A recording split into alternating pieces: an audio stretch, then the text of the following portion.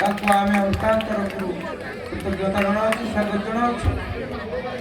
ଏବଂ ତାଙ୍କ ପାଖରେ ଯେଉଁ ମହାତ୍ମା ବସିଛନ୍ତି, ଓଡ଼ିଶାର ଜଣେ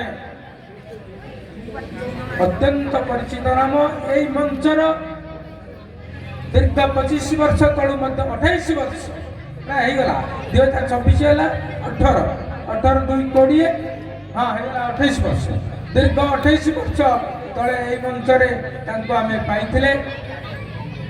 ଡକ୍ଟର ପାର୍ଥସାରଥୀ ଡକ୍ଟର ଅଜୟ ବାରିକ ଚିରସନ୍ଧାନ କରି ଏକ କାଗଜ ଖବରକାଗଜର ସମ୍ପାଦକ, ଇଂରାଜୀ ଭାଷାରେ ଭାରତବର୍ଷ ବାହାର ବିଭିନ୍ନ ପବ୍ଲିସର ମାନଙ୍କର ଯାହାଙ୍କର ରଚନା 15 ଖଣ୍ଡ ରଚନା ଅଛି।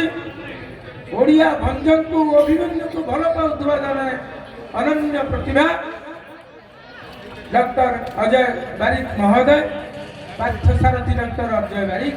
ତାଙ୍କୁ କିଏ ନ ଜାଣିଛି ସେ କଥା ନୁହେଁ, ଅଭିମନ୍ୟୁକୁ ଅତି ମୁଁ ଶୁଣିଛି ତାଙ୍କର କଥା ଭୁବନେଶ୍ୱରର ବିଭିନ୍ନ ସଭା ମଣ୍ଡପରେ ଅଭିମନ୍ୟୁ ଚର୍ଚ୍ଚା ପାଖରୁ ଏହି ଜୟନ୍ତୀ ମଣ୍ଡପରେ ପାର୍ଥସାରଥୀ ଅଜୟ ବାରିକ ମହୋଦୟ। ଏବଂ ବିଷ୍ଣୁ ସାର୍ ଅଛନ୍ତି